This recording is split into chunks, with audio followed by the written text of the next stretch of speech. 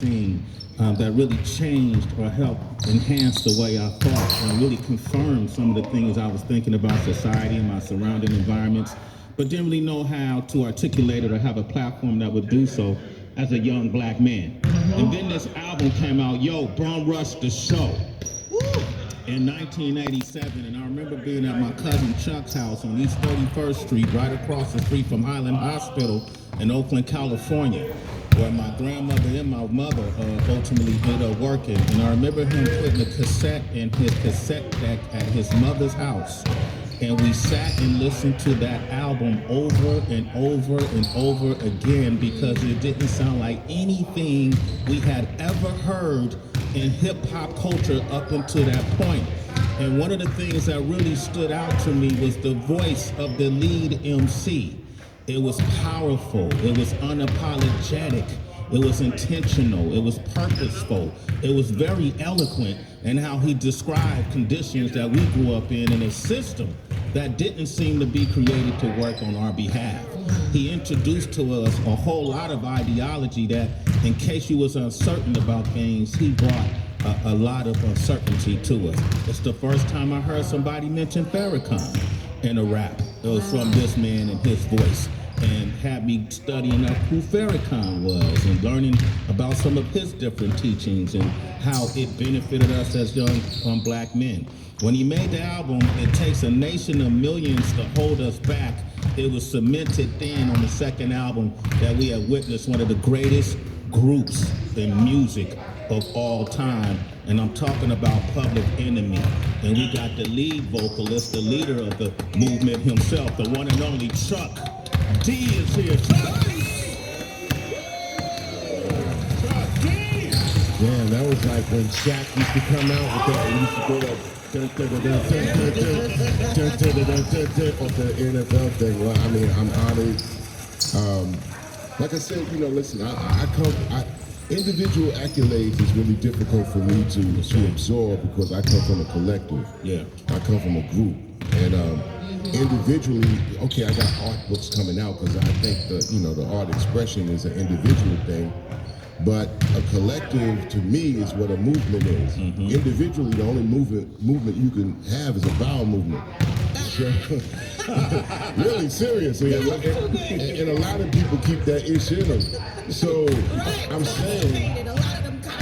saying, I tell people, I said, listen, I'm like a comet, man. Uh-huh. When you see me, it's an event. And then I go back into orbit into the solar system. I appear to appear.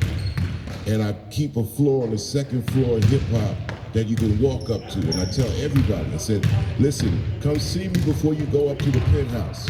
50 floors up, now we're in the 50th year of hip-hop. I'm on the second floor, see me, you can walk up the staircase.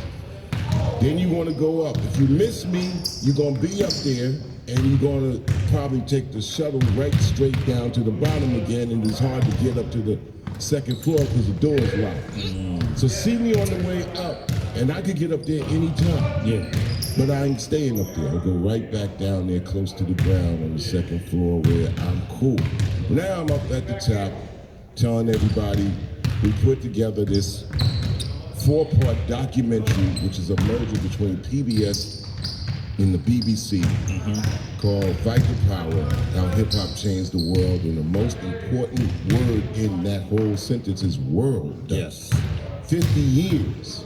Nothing gets 50 years without at least having an area of discussion of where it came from, and a high discussion that everybody got to sit, pause, and say, oh yeah, this thing is a serious thing. I gotta be able to absorb, as opposed to saying this never just been juvenile stuff with me. Mm-hmm. Understand this, I'm not in all hip hop, y'all.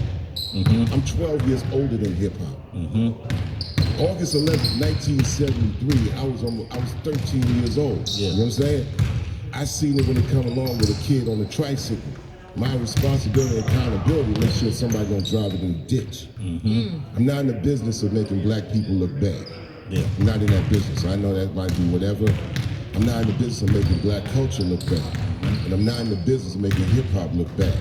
And I'm not also trying to say change the world, because society is what it is. Mm-hmm. Hip hop gets a lot of blame, but you gotta look at society first.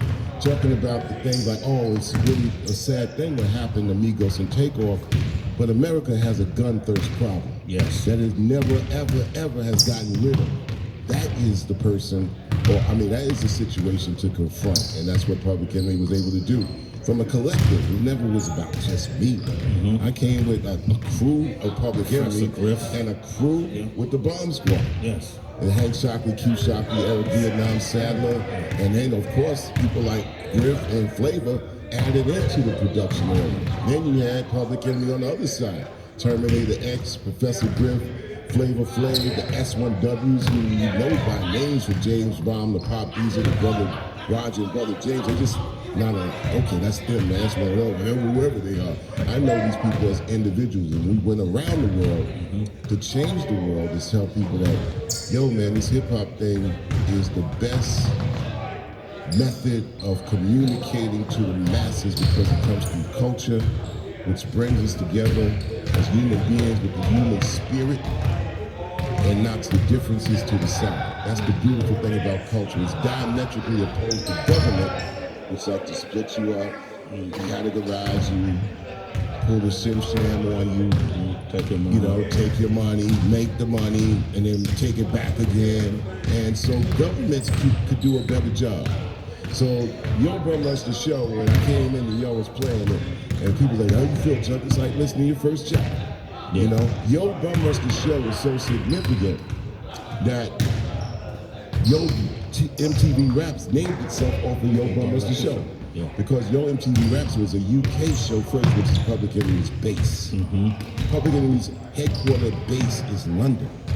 That's why you hear on that album, the first words you hear on It Takes a Nation of Millions to Hold Us Back is welcome, London.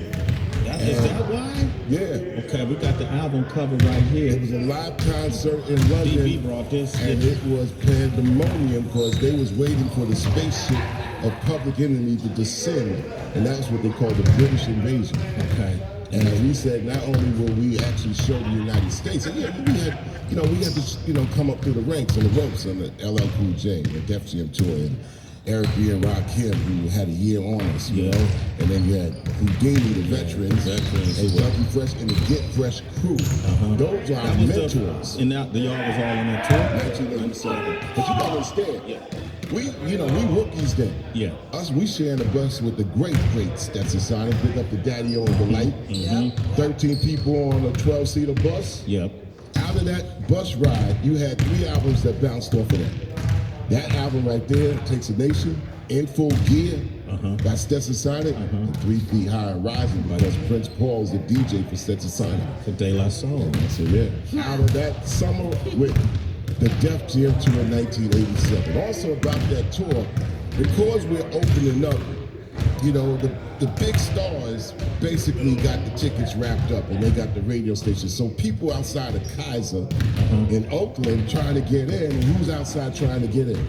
Too Short. Too Short. So myself and Daddy-O were like, yo, come on with us. So myself and Daddy-O were like ambassadors to the rest of the hip hop nation, because, you know, I mean, at that particular time, you came out of New York, you was a rap artist, you was a star.